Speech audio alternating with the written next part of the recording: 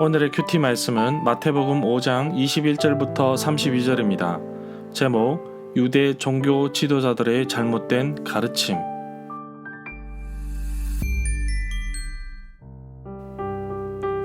먼저 앞뒤 문맥을 살펴보겠습니다.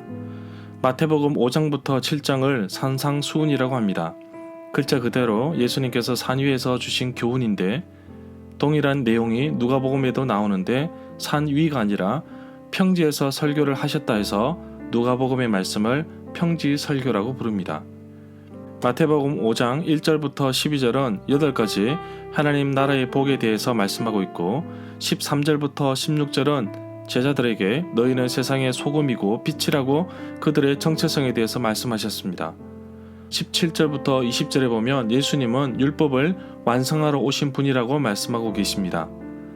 모세를 통하여 율법이 주어졌지만 여전히 유대 종교 지도자들은 율법을 왜곡하여 가르쳐 왔습니다. 그래서 예수님께서 종교 지도자들의 가르침에 대해 반박을 하기 시작합니다. 이렇게 하신 것은 율법을 파기하기 위해 깨트리기 위해 오신 것이 아니라 율법을 완성하기 위해 오셨다는 것을 몸소 보여주신 것입니다. 그래서 마태복음 5장 21절부터 48절의 말씀을 이른바 대립 명제라고도 불립니다. 총 6개의 대립되는 명제로 구성되어 있습니다. 좀 더 깊이 분석해보면 서로 대립되는 3개의 명제가 각각 2개씩 묶여져 있습니다. 문단을 나눠보겠습니다. 21절부터 26절은 진짜 살인하는 죄, 27절부터 32절은 진짜 간음하는 죄. 21절에 보면 예전에는 살인을 하지 말아라, 누구든지 살인을 하는 사람은 심판을 받게 될 것이라는 계명을 받았다고 들었다고 예수님께서 말씀하시는데 이 구절의 말씀은 구약성경 출애굽기 20장 13절의 말씀과 신명기 5장 17절에 살인하지 말라는 십계명을 인용한 말씀입니다. 옛 사람에게 말한 바라는 구절이 몇 군데 나옵니다.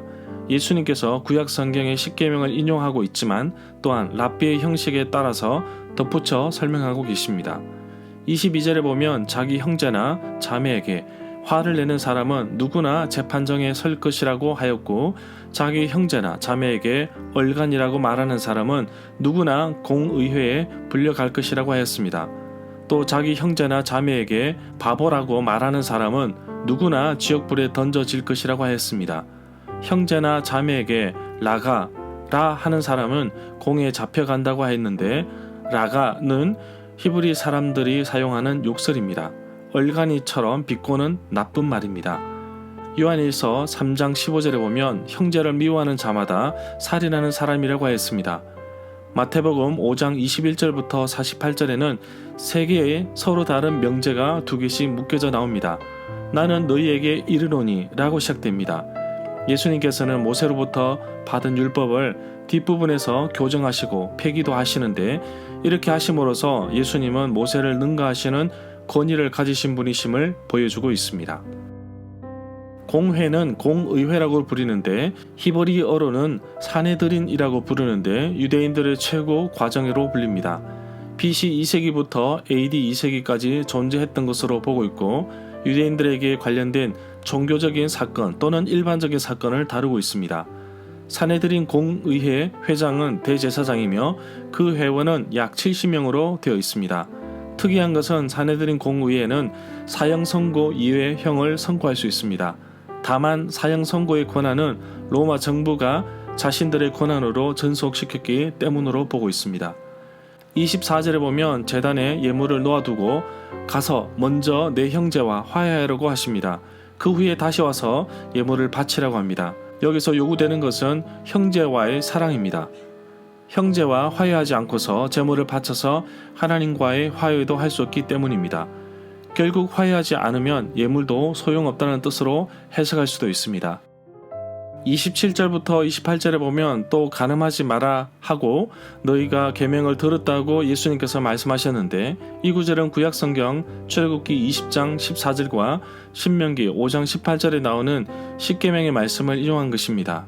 그러나 예수님은 누구든지 여자를 보고서 음란을 생각을 하는 사람은 이미 마음으로 그 여자를 간음한 것이라고 하셨습니다. 29절에 보면 이와 같은 맥락의 말씀이 마태복음 18장 8절부터 9절, 마가복음 9장 43절부터 47절에 나옵니다. 실족한다는 말은 걸림돌이 된다는 뜻으로 볼 수 있습니다. 이 구절에 오른쪽 눈이 죄를 짓게 한다면 하고 전제를 하였습니다. 이것은 상징적인 언어라고 할 수 있습니다. 왼쪽 눈도 죄를 지을 수 있고 왼손도 충분히 죄를 지을 수 있습니다. 여기서 말하고자 하는 것은 어떠한 희생을 치르더라도 반드시 죄와 연결된 것은 제거해야 한다는 뜻으로 볼 수 있습니다. 31절에 보면 누구든지 아내와 이혼하는 사람은 이혼 정서를 써 주어야 한다는 계명을 너희가 들었다고 예수님께서 말씀하십니다. 이 구절은 구약성경 신명기 24장 1절과 3절의 말씀을 인용한 것입니다. 모세는 이혼 정서를 써 주라고 했지만 그 본 취지는 사람들의 완악함 때문에 아내를 버림을 허락한 것이라고 설명하고 있습니다. 32절에 보면 모세 율법에 따르면 이혼 자체가 남자 쪽에서만 제기할 수 있다고 합니다. 남편이 아내에게 이혼 정서를 써 주어서 이혼이 되었다고 합니다. 버림받은 여자와 결혼하는 것도 가능한 것이라고 본 것은 전 남편과 지속되는 혼인관계 속에서 또다시 들어가는 셈이 되므로 이렇게 본다면 한 번 맺은 혼인은 깨트릴 수 없다는 사상이 전제되어 있다는 것을 볼 수 있습니다. 절마다 상세한 설명과 구절에서 그리고 핵심 내용과 중심 줄거리는 네이버 블로그에 올려져 있습니다. 내게 주시는 교훈입니다. 제단에 예물을 드린 것보다 더 중요한 것은 서로 화해하는 것입니다. 그렇게 본다면 오늘날 주일 예배 현장에서 기쁨의 예배를 드리기 전에 사람들과의 관계에서 잘못된 부분, 상처를 준 것을 회복하고 하나님께 나가는 것이 얼마나 중요한지를 보여주고 있습니다.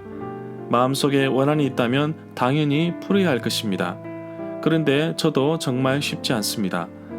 사람들과의 쌓인 감정과 골이 깊은 상처는 좀처럼 아물지 않습니다.